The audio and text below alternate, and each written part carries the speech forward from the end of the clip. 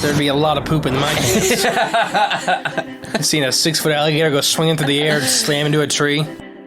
These guys are the scientists of the supernatural, lecturers leaving lessons for inquiring laymen. They are applying the scientific method to a world that baffles science. They are the cryptids of the corn. But who else has big black wings and red eyes? Batman. Oh, Mothman. Oh yeah, Mothman. A great white shark was stolen. Oh, someone stole a shark? I got stuff for you don't even know about. She's a witch. She turned me into a newt. Who knows? Anything could be possible. Anything could be possible. It's really big abduction vibes. Holy moly. It sounds like you were abducted. And it just stood up. I mean, it just like kept going and going. And she goes, what the?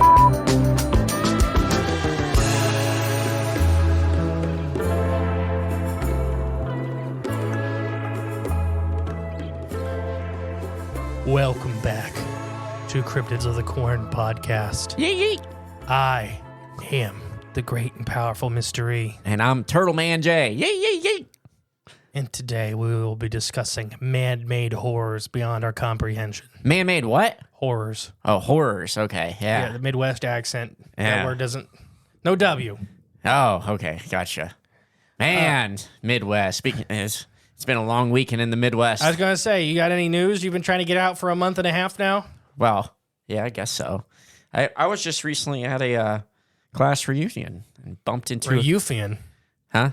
You said Reufian. Reufian. Class You roofied reunion. your class? Class reunion. That Midwest accent. Well, you pick on me for saying stuff. Well, yeah, maybe so. I guess I deserve it. Old classmate. I guess I won't mention his name. I don't know if I. Go ahead. I mean, it's his band. Kenzie. Well, his band. He's in a band, and the band's awesome. And I just recently got their CD in the mail, and their album, their record, and. I knew he played music, but I didn't realize he was in a band, and their band's pretty awesome. Their name is Lollygagger. So if you guys if anyone out there, likes... Do they have a link? Do they have like a website or anything? Yeah, they do. No, well, I'll put it in the show notes. Okay, cool. Yeah, I'll send it to you. Yeah, they're really good if you like fast...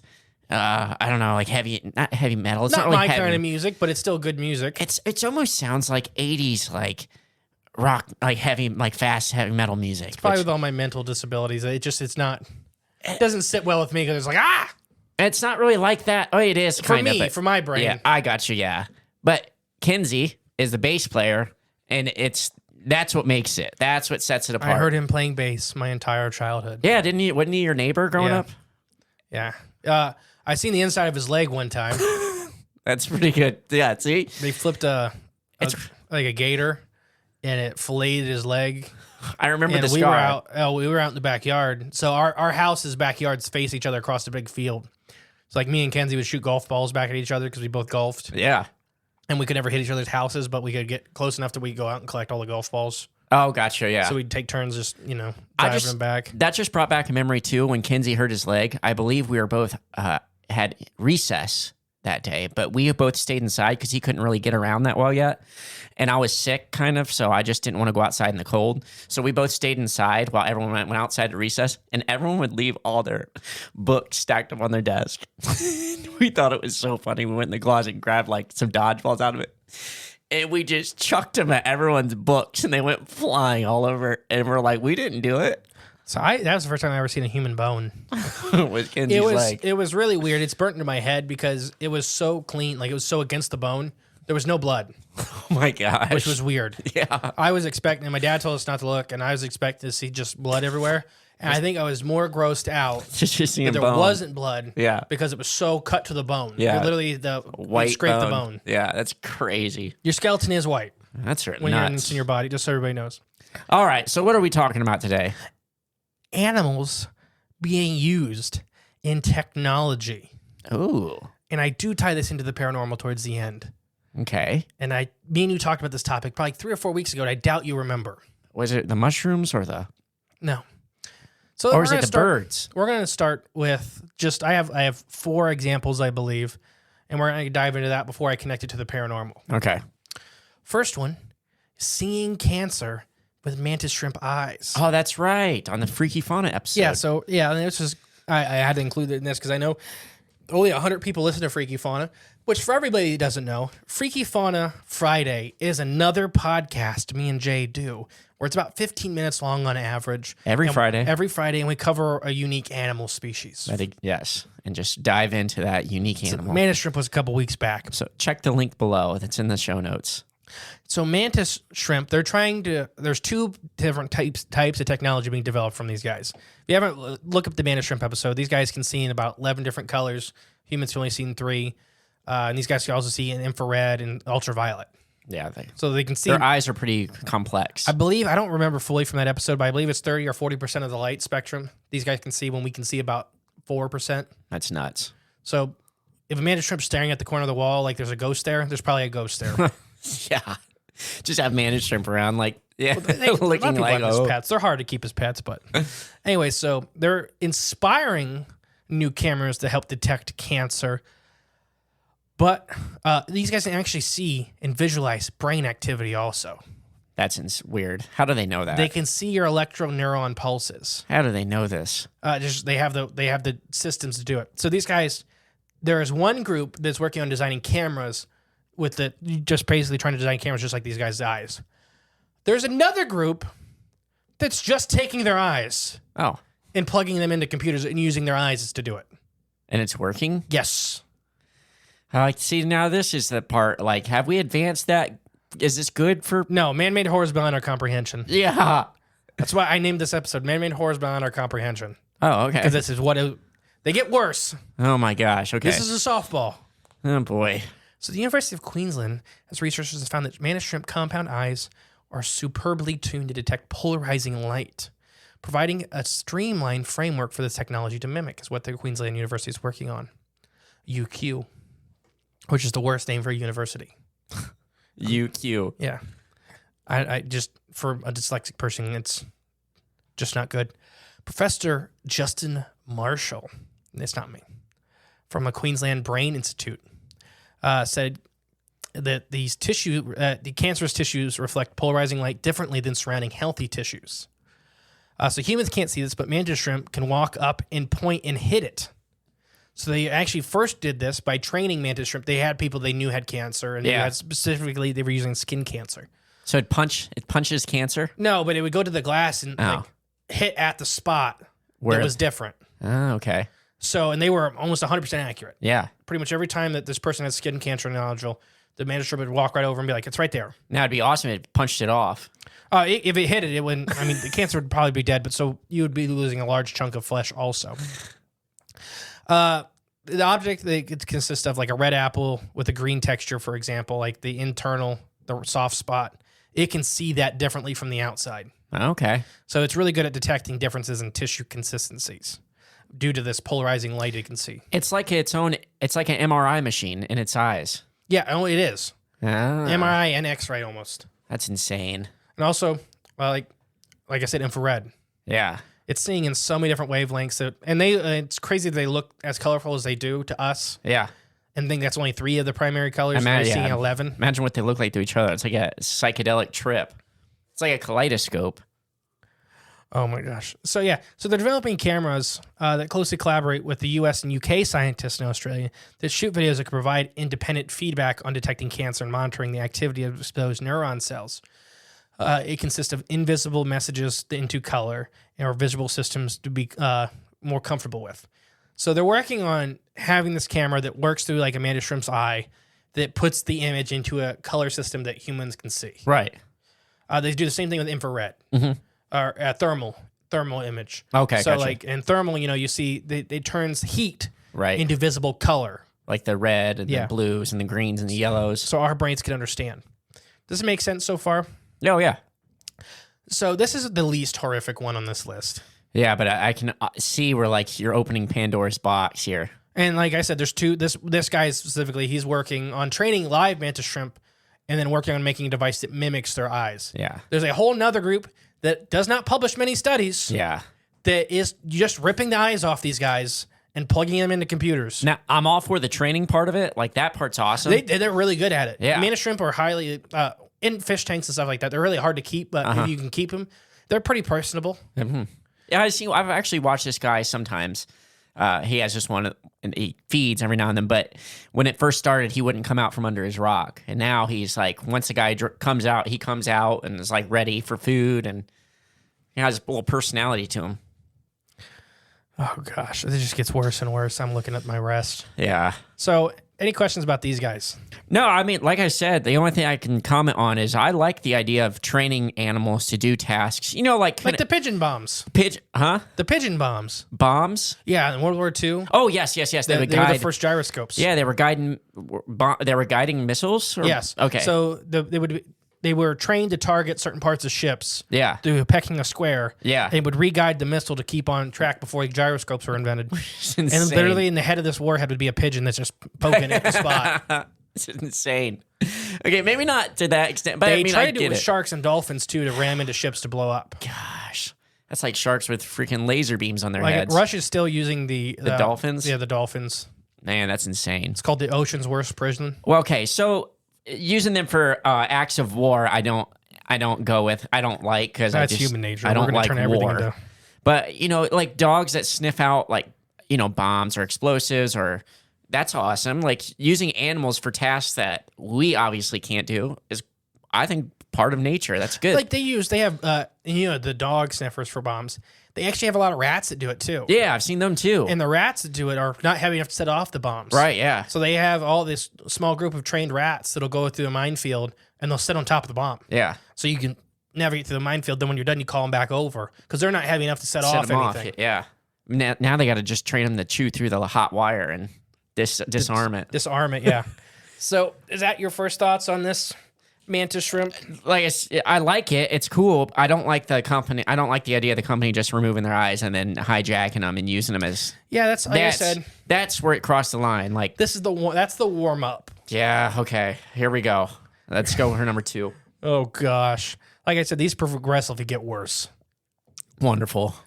Robotic stingray made of heart from a rat, algae cells in plastic fins.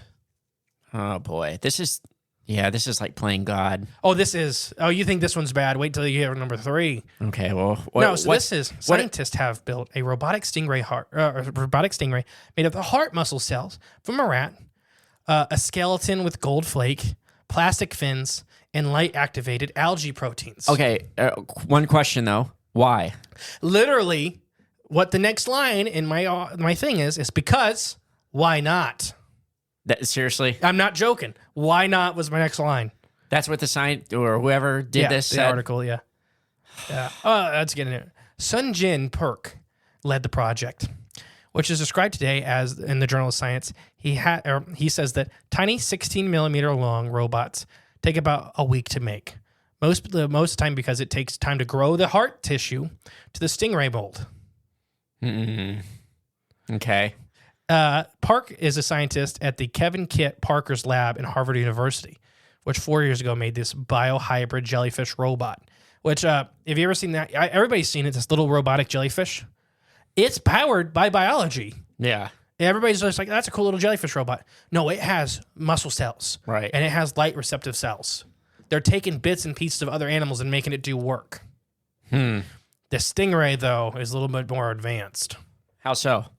I'll get there. The robotic stingray is propelled forward by its stimulating burst of LED light.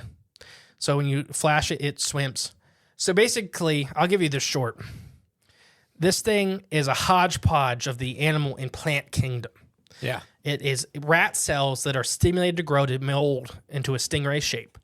Its power source and its quote-unquote eyes are actually these big groups of algae or algae cells. It's all one quote-unquote organism.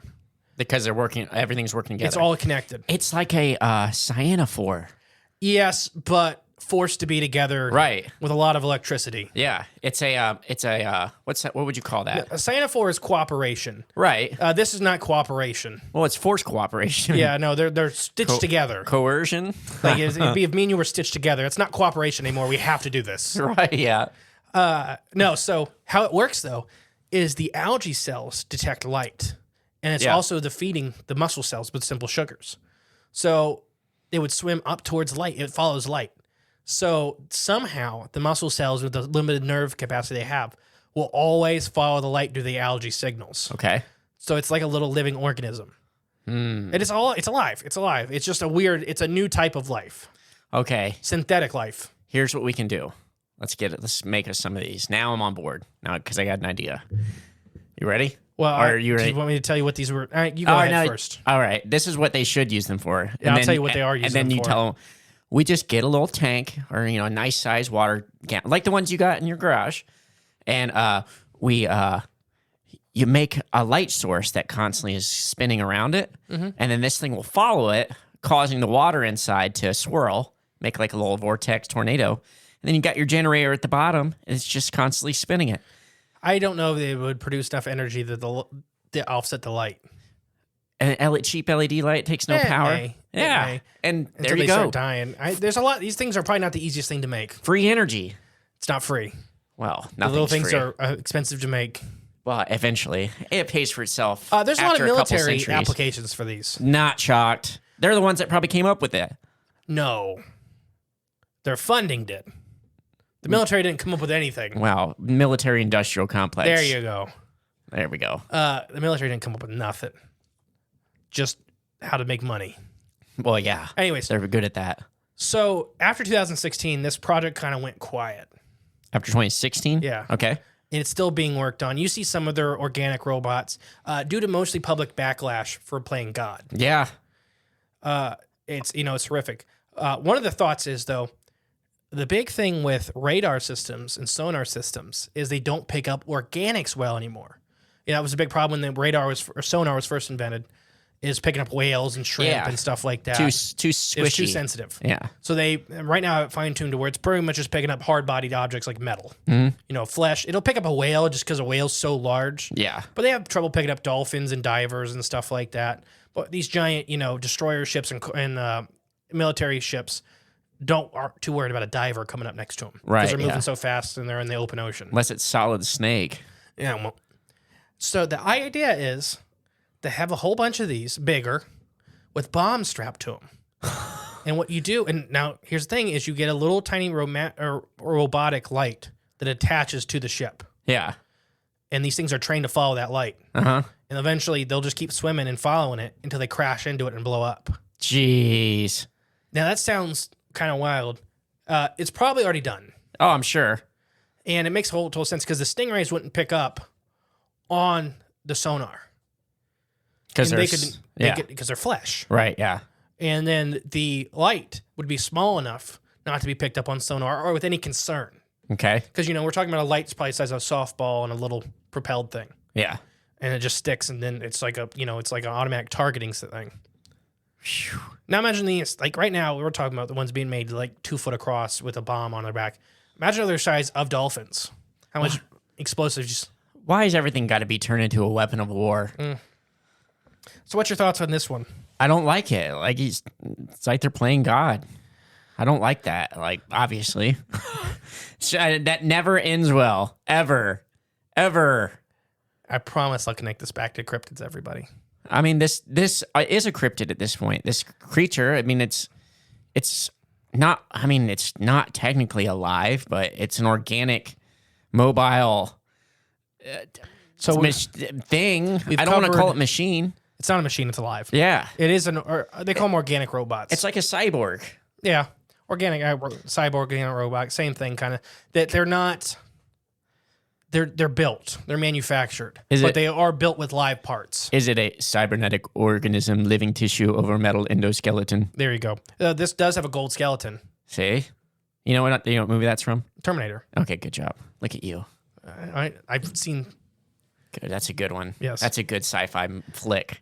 This next one, you thought that one was bad. So we've had ripping the parts off an animal to use for technology. We've had making an animal to use for technology. Kinda. It still has plastic and metal in it. Very simple. Now, what have I told you? The world's first living robot can now reproduce. Oh my gosh. This is Horizon Zero Dawn. The gray goop, which we'll do a whole episode on gray goop. Oh, I think, you've mentioned this before. This way down the road. It's on, I think, in December. Gray goop. Gray Yummy. goop, huh? But this is the start of it. The U.S. scientists have created the first living robots, at least the first fully what they would classify as robots. The stingrays were kind of the big version. These guys are tiny. Okay. They say these life forms known as exobots, which means they're really tiny, can now fully reproduce.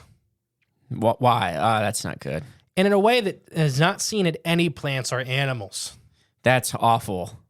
This is against God now. Oh, yeah, it gets worse. This is like devil goop. So, formed from the stem cells of African clawed frogs, What? Xenoploius lupagus, which is where it takes its name, xenobots, are less than these guys are less than a millimeter long, which is 0.04 inches wide.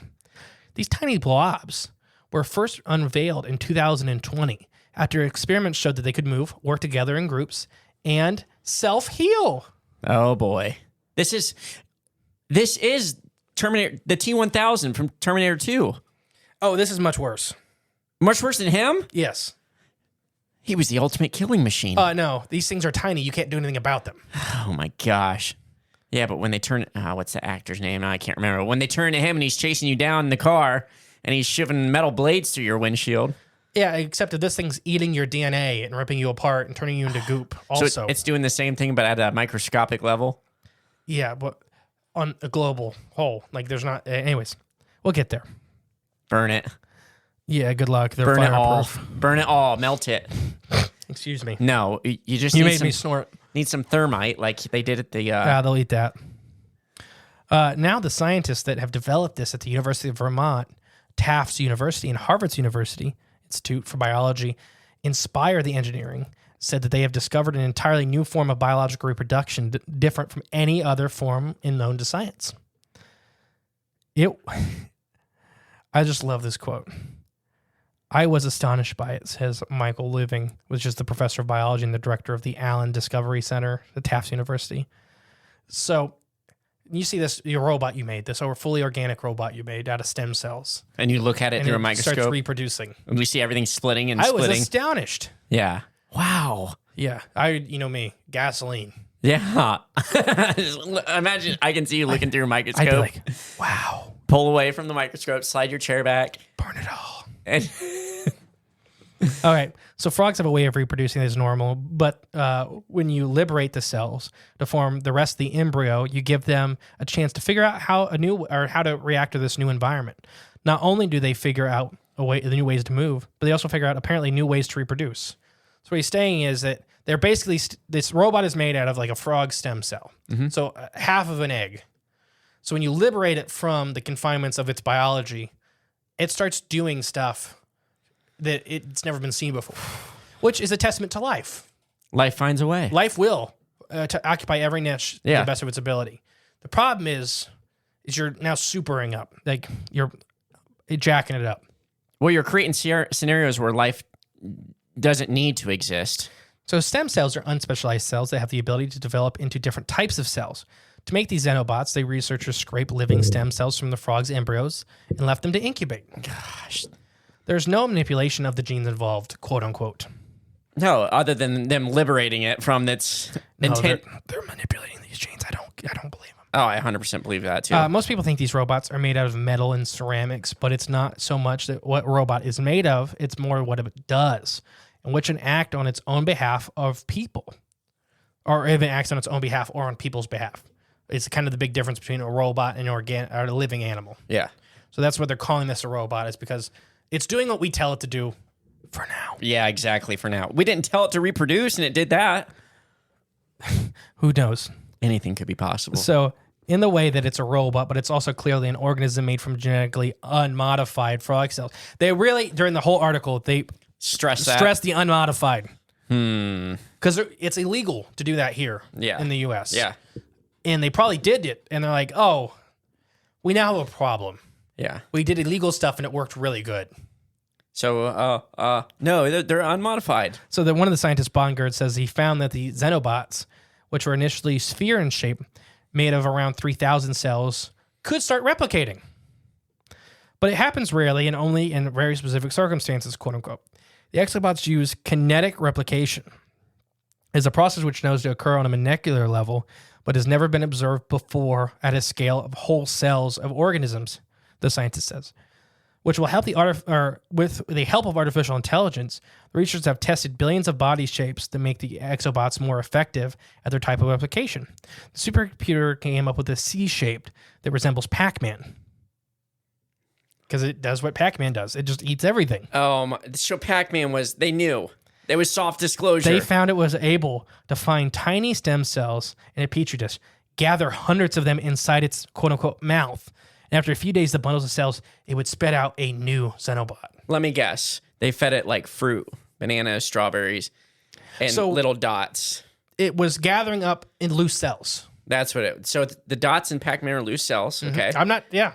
And then every now and then it would fill up its mouth with them, and then it would spit out another version of itself.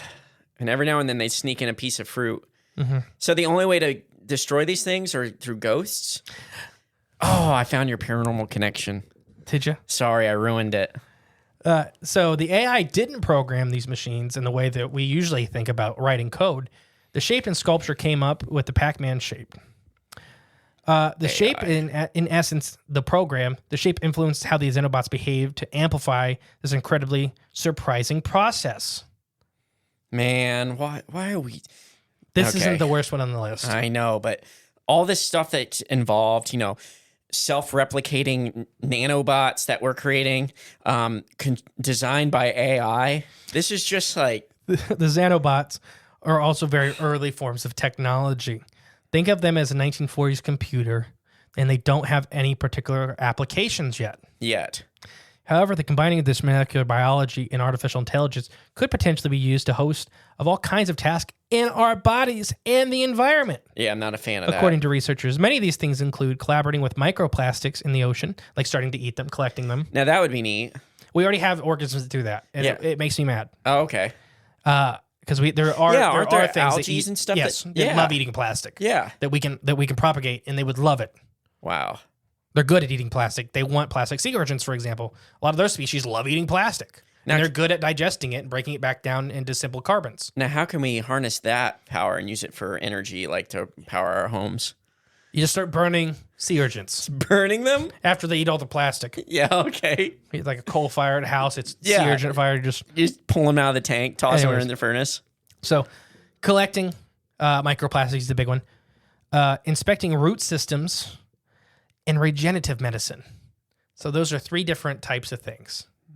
Inspecting root systems? Is it plants and stuff like that? Yeah. So, anyways, we'll dissect that here in a second. Okay. While the prospect of self-replicating biotechnology could spark concern, the researchers said that these living machines are entirely contained in their labs and easily extinguished, as they are biodegradable and regularly are examined by ethics experts. Okay. Oh, I'm sure. Yeah. Ethics experts. The researchers partially funded, you will never guess by who. DuPont? The Defense Advancement Research Program Agency. Is that our defense? Like a military industrial complex? Yes, it's the military industrial complex. Oh, yeah. Hey, funny. Isn't that funny? I mean, yes and no. They're talking about all this medical stuff they're going to do with it, and you look at who the funding's from. It's from the Defense Advancement Research Program Agency. Gosh. A federal agency that oversees the development of technologies for... our defense. Military use. Oh, wow. Yeah. Defense budget. This is your tax dollars are going to pay for this. There are many things that could we possibly take advantage of this kind of plasticity and ability of these cells to solve problems. The study is published and peer-reviewed in scientific journal, last year. Let's talk about this. These are self-replicating cells. Yep. These are a living organism now that has never been seen, even though genetically, quote unquote, they are still these frogs. These are frogs. I forgot. Yeah. These are frogs. These are African clawed frogs. The ones you buy at the store. It's ridiculous. These little fish tank frogs you get? Yeah. It's them. That's insane. They're going to kill us all. Yeah. It's like the cane toads they released in Hawaii. It's always been frogs. It's always, frogs. Everything paranormal is a mushroom. Everything out to kill us is a frog. If you look throughout biological history, it's always just been a big frog sitting in the background. Yep. Every mass extinction, just a frog sitting there. You know who else? Watching the world burn. You know who else predicted that? Futurama. Yeah, the Hypnotoad. Oh my All right, gosh. So let's break down what these things actually do. They're tiny.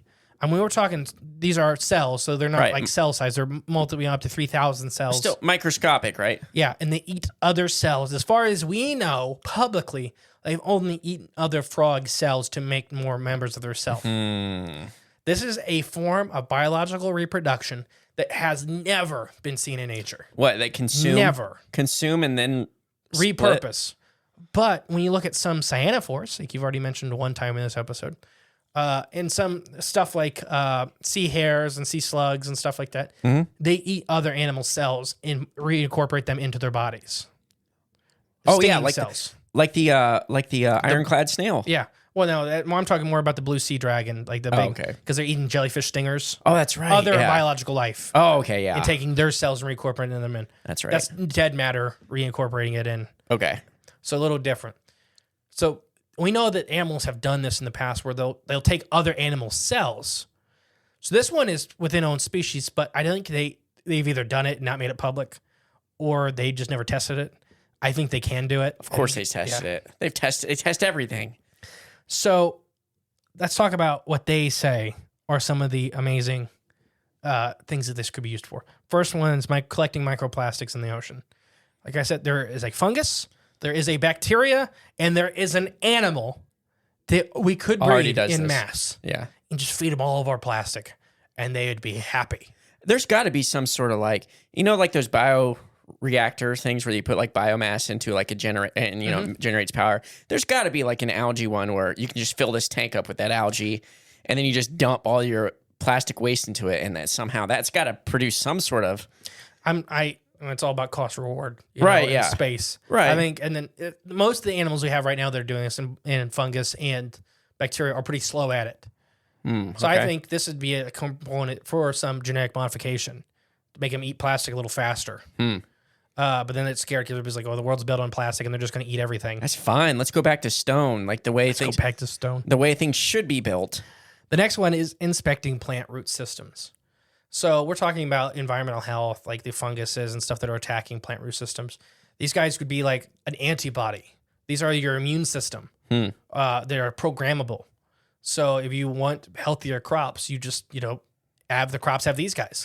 And they fight off. It's like an animal immune system in a plant. Well, here's my pushback on that one. Oh, I didn't say any of these are good. Yeah, I don't think this is I think that's horrible, Dave, because I can only imagine this thing's going to kind of incorporate itself into the plant at some point, and whatever fruit of the plant, whatever part you eat, you're going to be eating this as well. Now it's going to be inside of you. Already eating these. And then you're going to wake up one day with a gray goop pile in your bed. You are the great goop. Exactly. All right. All from eating that, I don't know, cucumber. The next one is regenerative medicine. Okay. So some of the, they're already talking about genetically programming these guys to target cancer cells, for example. Yeah. And they just eat the cancer. That'd be nice. So you have them in your body, and they'll attack cancer cells. And then once they're done, they either starve to death or die. Here's my thing is life keeps evolving. Yeah. And once they're out of cancer cells, you better have a serum that kills these things. Exactly. And again, that's a great push. Because if they're already eating Excuse me. cells, Right. once they're hungry, They're going to eat. yeah. So long as I think for that one, as long as you had a serum that kills them, Yeah. but not your body. That'd be the only way. Yeah. That kills it, not you. But there are some, and talking about like liver regeneration and stuff, because they're stem cells, they're goop. Like they're the building prints of life. So if you have like extensive liver damage or kidney damage or whatever, these do have the medical properties to go into your body and Star Trek fix them. Yeah. Where you take a pill and you grow a third kidney or whatever, these have the ability or could have the ability to do that. That's just my pushback to that is like what you just said. Once it's done eating whatever it wants to eat, and it's gonna jump to something else. You would have to incorporate a lot of control. Like a kill switch on it. Yeah. Like they did with Jurassic Park that didn't work. Yeah, exactly. Lysosine. What if Nah, never mind. I'll say like an EMP pulse, but It's not good for you. Yeah, exactly. You are electricity. Yeah. A lot of people kind of forget that. That you are electrical impulses piloting a meat suit. I just like how they're creating these sorts of technologies to combat cancer. Why not just figure out what causes cancer? Oh yeah, all these chemicals you're creating in the first place. It's a big loop. I want to bring it back to who funded this. Yes. And who's the secret funder for all these projects? Okay. Oh my Because I gosh. guess is his The name. Defensive Advanced Research Projects Agency, which oversees any developments of technology for military use. Yeah. And who's this entity? I mean, I'm just saying, like, It's the industrial military complex. right. No, what I'm saying is nobody voted these people in. No, they're not real. Like they're Yeah. not a thing. They're their own thing. Mm-hmm.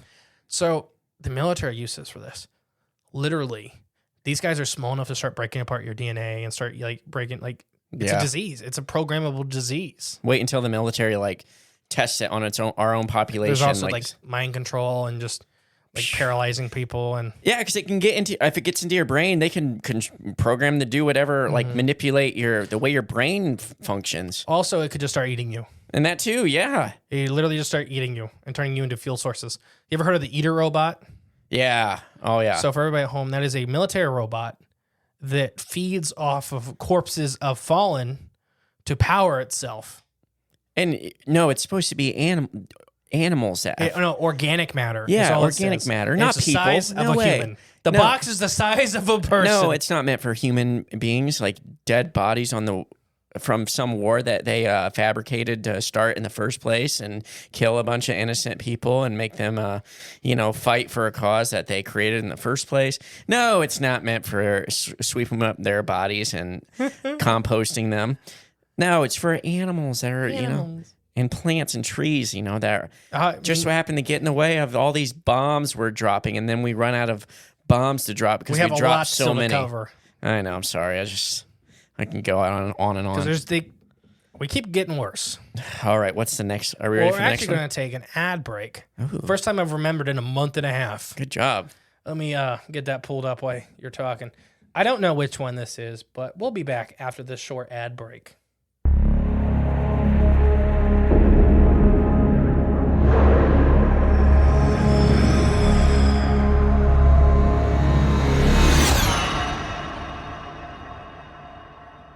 Hey guys, we're back. Hopefully you enjoyed that ad. It's nice and spooky. Yeah. All right. What's next? Oh, On the gosh. docket, we started off with what was the first one now? I can't remember. I remember Man of shrimp eyes being Yeah, ripped this- off him and plugged into computers. man of shrimp. Then we got our man-made stingrays. Our rat's heart and algae being forced to become a stingray, Stingray. that carry bombs. And then we got the gray goop that'll eat everything. And I'm sure there's tons of self-replicate. other, like there's military, there's one people talking about them eating wires and stuff like that. And Gosh. so you could dump these over a country and never have to fight them. They would literally just eat the infrastructure of a country. Go back to stone. Let's build things with stone. Except they're eating the people too. Right. That's why they built those underground cities, because they were dropping this gray goop on them back in the day. It'd be like dust. Yeah. Dust in the Can wind. you imagine just seeing this bomber jet, you're thinking it's going to kill you, everybody, and just dust falls out, and you're like, oh, we're fine. And then telephone poles and stuff start falling. And your eyeballs just melting out. Yeah. Like you just got goop pouring out of your ears and eyes because it's your brain. All right. The next one. Inside the lab that has grown a mushroom computer. Ooh, okay. This is not good. Grown a mushroom computer. Mm-hmm. Okay. The lead researcher says he is planning on making a brain from mushrooms. Oh, boy. A human brain? No. A supercomputer. Okay. I'll tell you who's funding this one later, too. Defense. No. Department of Defense. All right. So upon first glance, this unconventional computer laboratory looks like a regular workspace. The computers and scientific instruments leaning and cleaning, smooth countertops and such. But once you look closely, the anomalies start appearing. A series of videos shared by Pop Science shows a weird quirk of this research. On one top of the cluttered desk, there's a large plastic container with electrodes sticking out of a foam-like substance, and a massive motherboard with tiny oyster mushrooms growing on top of it. No, this lab isn't trying to recreate the scenes from The Last of Us. The game, right? Yeah. Well, it's a TV show now. Oh, it is? Yeah. Oh, okay. I didn't know that. Yeah. Which is always funny to me that they have to, they're really like, no, it's not from The Last of Us. Don't worry. Right, yeah. We're just making computers out of mushrooms. It was founded in 2001. Oh, that's a long time ago. So this was way before Yeah, the but this game. article came out this year. Yeah. Oh, wow. And it's very advanced. With the belief that these computers are coming out of the century will be made out of chemicals or living systems, or what's quote unquote called wetware. They are going to work in harmony with hardware and software. While integrating these complex and dynamic systems and system architectures into computer infrastructure could, in theory, allow information to be processed and analyzed in new and incredibly fast ways. Mm-hmm. So like we talked about on the show before, mushrooms are able to transfer data faster than any electronic system. Right. And we really don't know how they do it. They're just Here's the thing with many science, years. Yeah. Is that a lot of science knows the end result. Okay. Not how stuff is done. So we can make mushrooms do this. We don't know how they're doing it, but we can put them in a box. And they can do it. And they can do it. All right. And it's definitely an idea that has gained a lot of ground recently, seeing that the experimental biologically based algorithm and prototypes of microbe sensors and kombucha circuit boards. Ooh, kombucha. Mm-hmm. In other words, they're trying to see if mushrooms can carry out computing and sensing functions. Okay. Yeah, it's not good.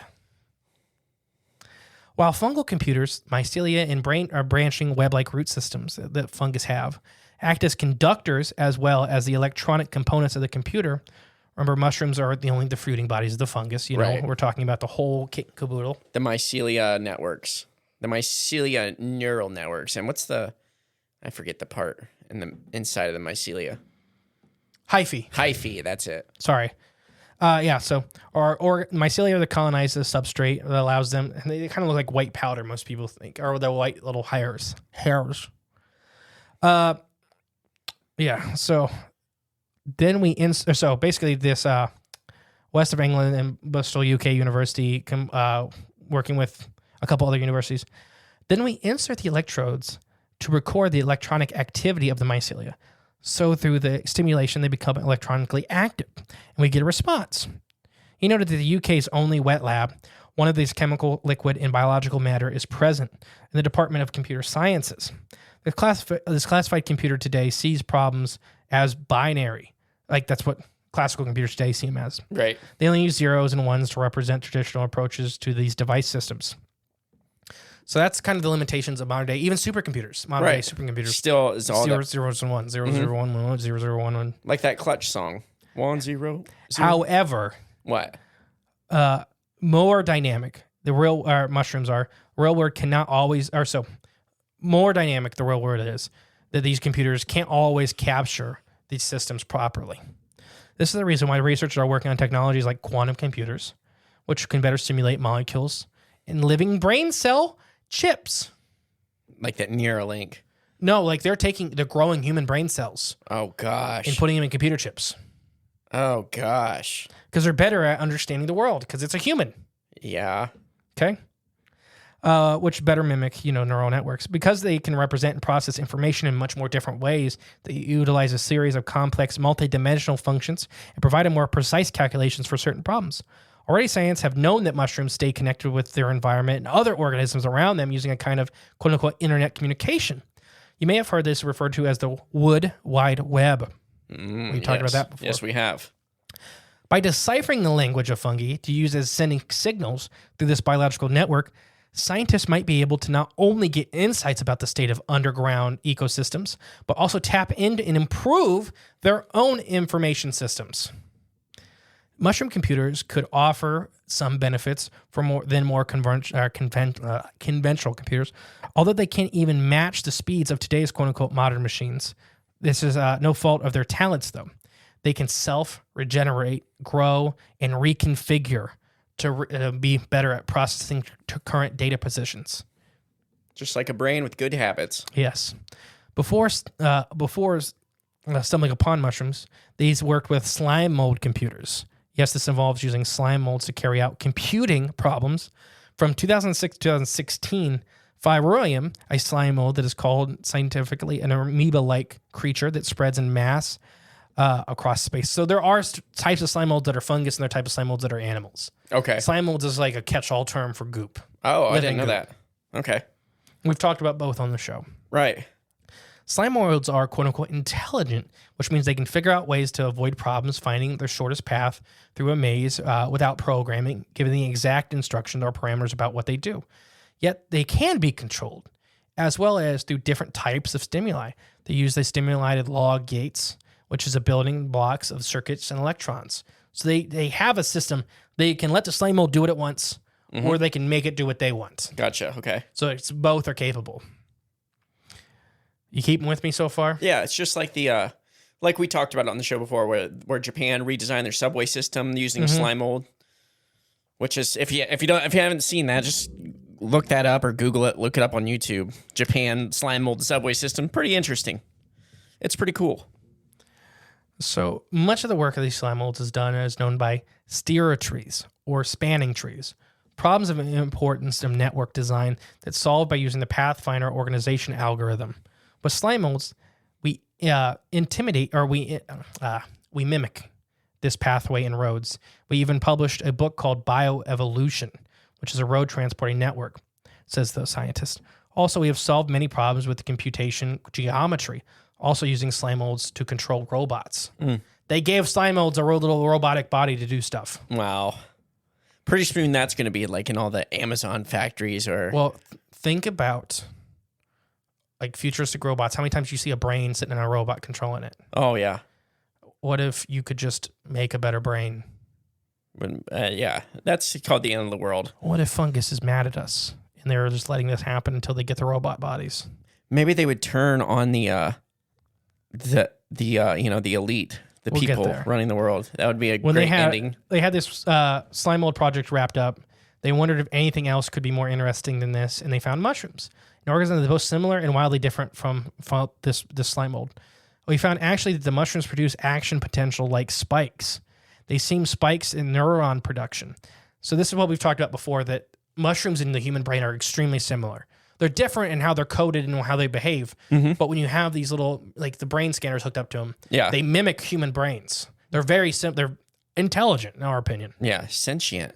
In the brain, they use neuron spikes to activate and communicate patterns and signal networks, and they properly has been mimicked by artificial neuron networks. Mycelia does something similar. It means that researchers can use the presence and absence of spikes from 0 to 1s. They code console of various gates, seeing the computer program language. So they have developed a system that allows the mycelia, the mushroom, to communicate with the computer system. Gotcha. Not good. No, not at all. Taps into our World Wide Web. Yeah, and they're already really good at it. So now we built a little gate. You have so they can access it. Oh yeah, this is ours. It's like we can't communicate with mushrooms, but here's your gateway to the internet. Yeah, here's have fun. Their Stranger Things moment. Oh, it's way worse than Stranger Things. That was just taking over bodies. This is a mushroom taking over a fighter jet. Oh yeah. So they found when they connected these two separate points of both mycelia and the neural networks of these computers, they both increased speed. They both communicated faster. They both became more reliable, allowing memories to be established. This is how brain cells work in our brains. So they found out that it improved the memory space of the mushrooms. That's kind of nuts. It's not good. No. Well, just give it some... they probably have only forgiven us because they forget. Now they'll just start Now they remember. They'll start sneaking at marijuana to kill its brain cells. There you go. To make a short-term memory loss. So mycelia with different geometries can compute different logical functions. They can map with using circuit-based with electrical responses and receive it. If you send an electron, they will spike, he says. It's possible to implement this neurographic circuitry. We can say, I'm planning on making a brain out of mushrooms, is his last quote. So, in the end, they have made a computer system that is integrated heavily with many species of mushroom. Yeah. And through the end of this study, you guys can look this up. I gave you the name of the study at the beginning. They found that both speeds of the computer, the traditional hardware, and the wetware of the mushrooms have become smarter. They became faster. More efficient. And they became more efficient, and they became to store more data. Yeah, that's nuts. Because what mushrooms are better at than technology is rewriting their pathways to be better. They're running 1,000 different... They're like a computer. We've talked about that before. They're like halfway between us and a computer. Right, yeah. So now that they're accessing the computers, they're it's just like... advancing their biology very fast. Yeah, opens up a new Well, gateway, a door, like we already said. Oh, to a whole new world.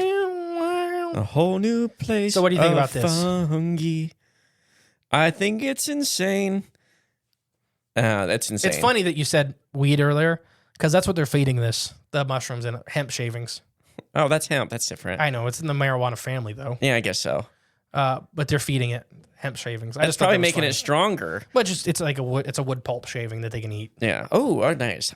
Hemp's a very, well, we already know why it's an underutilized plant, because it has so many good uses as far as like textiles and just the whole plant. Never mind. So what do you think of this mushroom computer? I mean, it's honestly, it's kind of cool, but it's pretty scary, like to think of what it could do. Especially when you think about what we've talked about mushrooms actually have capabilities. So this is the understanding that mushrooms are, going into the study, mushrooms are very simple and easy to manipulate. Yeah. Which we don't think they are.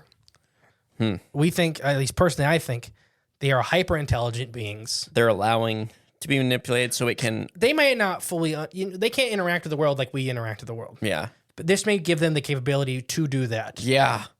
Yeah.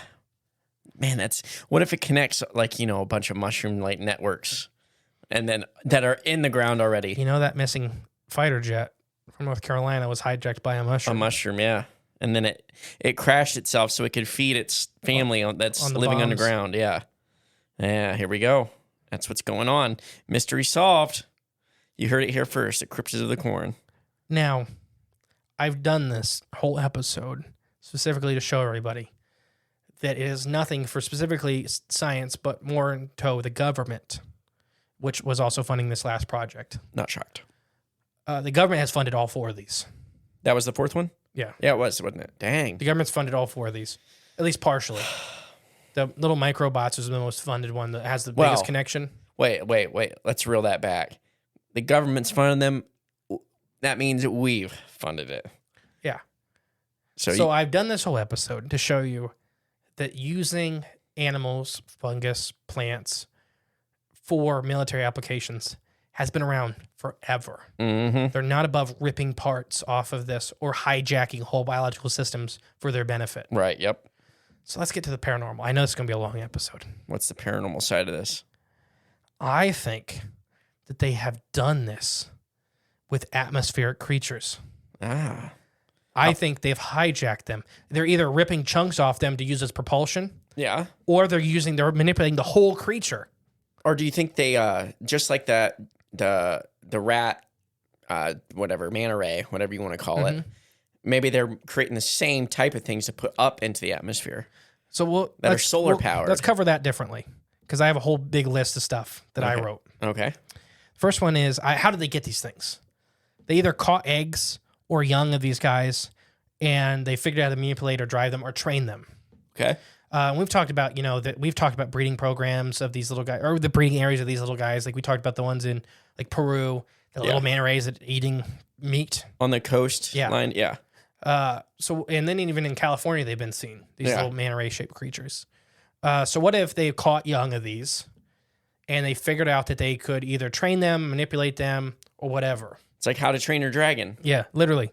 Quote unquote, last week's episode, the dragons are organic UFOs. Mm-hmm. It's all one. Got really mixed opinions on that one. Oh, yeah? Yeah. Oh, wow. It was fun though. Yeah. This could explain why we're seeing UFOs that seem to be organic, but are doing very strange things, like interacting with nuclear power plants and messing with airports. So they're creating these, or manipulating these things too. Yeah. So let's just screw with our enemies. Yeah. Okay. And we know the government is not above testing on other branches of the government. No. They do it all the time. Or testing on human beings. Mm-hmm. This could point to why the MIB or similar entities come in right after or right before a UFO sighting of this type. They're checking on how people see them and what they describe them as. Okay. To see if they're flying in under the radar as like UFOs or not this biological organic creature that we created. I personally started thinking after doing this episode that the silent black helicopters, specifically that the government's been employing, may be quote unquote saddled up versions of organic UFOs. That they are like they have these outer military casings. Like they have like the saddles are actually like a helicopter frame. Yeah. That's on top of them. And they are being forced to pilot, they're being forced to do this, or they're ripping chunks off them. I was going the to say biological parts that allow them to fly, Yeah. and just strapping them to a helicopter. Or shoot, they might even be using these neural mushroom networks and just hijacking their brain and just. I think they may, like we talked about, they may be mushrooms. They may be neural mushroom networks. Yeah, So already. if you reverse engineer it the other way, Yeah. we know what computer systems we can use to hijack them. Yeah, it's like hacking nature. I think that some of the government's UFOs that they have are living creatures. And we talked about Bob Lazar talking about, it seemed like, if you want to believe Bob or not, whatever. I don't know my opinions fully, but if you want to believe him, they flew in a way that he couldn't understand, like rationally doesn't make any sense. Yeah. They had radio, so he said it was a gravitational engine, but what bothered him the most is they were radioing the pilot inside. Okay, gotcha. That would be impossible if it was a Right. gravitational engine. Shouldn't be able to break through that. What if it's not a gravitational engine? It was a high pressured air engine or a compressed gas engine of a living creature. And it's just that's what they told him, it's a gravitational engine. Yeah. What if, because Bob described everything being one piece. Right. Yeah. It was all one. Like, Everything, the doors, there was no panels, there was no buttons. and it was all seemed to be if it was controlled by anything, it'd be just by like the user's mind or something. Or it's a guy with a remote control because there's a chip in the stupid thing's brain and they're piloting them. Like Neuralink. Yeah. They Neuralink to these creatures. I think the U.S. government or world governments are using some of these organic UFOs. They've caught them. They've manipulated them. Or at least they rip pieces off them Yeah. to use as technology for flying. And you can't rule it out because they'll do anything. Look at the stuff we just named they're doing. So what do you think about that? I think I just said it. I think I just said what I think about it. You can't rule it out. But it would, and then you just really can't rule it out because it's just messed up, and seems like nowadays they just like doing like really messed up and immoral in my opinion things. So in the early days, I think some of the UFOs they shot down. Yeah. Because that's always the question is, well, if these are such advanced beings from other planets and other dimensions, how could the U.S. government shoot them down and blah, blah, blah? Because they probably weren't. At least some of the ones they shot down, like the Aurora UFO that crashed into, they're described as a big balloon-like thing that destroyed the judge's windmill and all this stuff. And like the county judge, it was in his front yard, Yeah. may have been a living creature. Right. And the big chunks of stinking flesh, like Roswell being described, may have been the organs. So Spewed out in the desert. like, yeah, he hit the ground, it busted. Yeah. Ooh. But they have hard, like we've talked about, they have some of these have hard outer shells, Right, yep. that would resemble that memory metal. like the silver The silver disc, disc the giant, shapes. the gargantuan gliders. These. on top of the mesa. Yeah. So what if all of that is that we started recreating? Now to your thing you said earlier, now they are making their own. Now they are using, especially in the 90s, I think is when that maybe have started, that they are making their own UFOs with organic tissue. So they're growing their own UFOs. And we got CRISPR now. We got all sorts of other things A lot to more help. genetic modifications. Yeah, to help build in quotes, create whatever exactly they want if these things are So yeah, actual creatures. this whole episode is put around that's showing you the government will do it. Oh, for sure. Scientists will integrate technology with life. So what if the private sector has already been doing it forever? I wouldn't be shocked. And we have some of these UFOs. That's why the Men in Black, the government, specifically Men in Black, were so obsessed of finding these, specifically in the 70s. They were always asking about the nitrates. That's right, yeah. They were, and then that stopped. The Men in Black after that stopped asking about it, probably because they got the specimens they needed. Yeah. They didn't need any more of that type of UFO. I think the UFO phenomenon is a humongous hodgepodge of things. For sure. What are your thoughts? Don't yell. Sorry. I mean, with the government being involved, you can't rule any of this stuff out. Like we've already seen it with the stingray thing we were talking about. They can make creatures. They can create their own creatures, which is scary enough. And then you add in, they've already been working on neural networks, like new brains they're creating. And that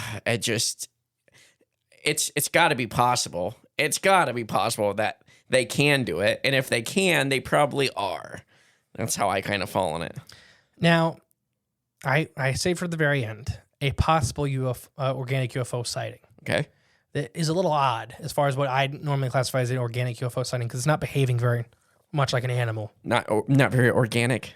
But we'll just get into it. You want me to do the sighting? Sure. Okay. The sighting occurred in September 10th, 1976, shortly before the AM at a farm outside of Tulsa, California. Bill Paca was the name of the guy, like alpaca. He was awakened and watching television that morning. His viewing was interrupted when he began to hear there began to be some kind of interference, followed by his TV then turning off completely. So how many of these UFO encounters you hear where electronics mess up? Right. Or often. Yeah, or they ever shut off or you get interference. Mm-hmm. What if this is an organic UFO and it has basically a radio tower inserted into its brain so it can be controlled remotely? Right. It could even have like that Tesla technology where things like right? It resonates at the same frequency as something else, so it could be radio controlled in that way. Or so what if this is the early drones? And it's putting out like an electromagnetic frequency that throws off electronics. So his viewing was interrupted. So moments later, his air conditioner also quit running, led Paca to think that the circuit breaker might have blown. That's what I would think. As Paca went outside and headed in the direction of the breaker, he began to notice his hair was standing up on end, as though some source of high voltage electricity could be felt nearby. This concerned Paca, since he is now suspect that there might be a faulty cabling to blame. So he's worried now there's a big electric cable laying somewhere that's like shooting off electricity into the ground. Presenting the potential electrocution hazard. It also began at the time that something in the sky a short distance away caught Paca's attention. Oh, boy. I glared at the object and seen it was a big object. I saw that these objects hanging down from it, they were cable-like fixtures hanging down below it. Organic jellyfish. So it's a big central body with cables, or what I call it in the story, tentacles. Tendrils. The main body of the craft was disc-shaped, which appeared to be rotating clockwise orientation, with a large dome that remained stationary on top. The object made little or no sound. It was silver or gray in color, except for the very bottom of the craft, which could be described as having a porcelain look to it. Light could be seen coming from below the craft. The object appeared to be hovering directly above the television station antenna at the top of the telephone pole nearby, where Pake has presumed caused the power disturbance in his home a few moments earlier. Parker described this weird aircraft sounding more like something from War of the Worlds rather than normal traditional UFO literature. As he watched it, Peka said these tentacle-like things went up with these lights came out of the saucer-like thing. And these big lights came out from which the shaft of the lights of the two of them. So basically, there's all these tendrils, feet touching everything below. Okay. They pull back up, and these two giant lights come out of the main source, the stem of light. Oh, wow. Okay. So all these little feeler tentacles are outside. Yeah. And then they found whatever they were looking for. They pulled back up, and the two big ones come out. Okay. With lights on the end of them. It is just like War of the Worlds. Yeah, it's very similar. So what do you think Paca did then? Al? Oh, wait, no, Bill. What did he do? I mean, I'm sure he still watched. It's really early morning. Okay. Wait, he went back in his house and went to bed. Okay. No. He went back in his house and woke up his wife. Yeah. Who was still asleep. And when he came back out, they were gone. By the time she was able to look out the window at the craft, she described seeing the lights which reminded her of traditional landing lights on a plane.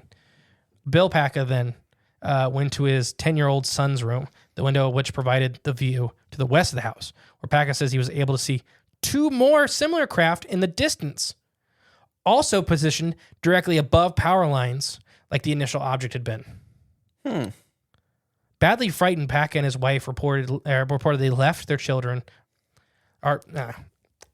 Badly frightened, Paca and his wife reportedly left their children and went to the home of a nearby friend named Gail, speeding directly, having their pickup truck's lights off, for the fear that the objects would see them.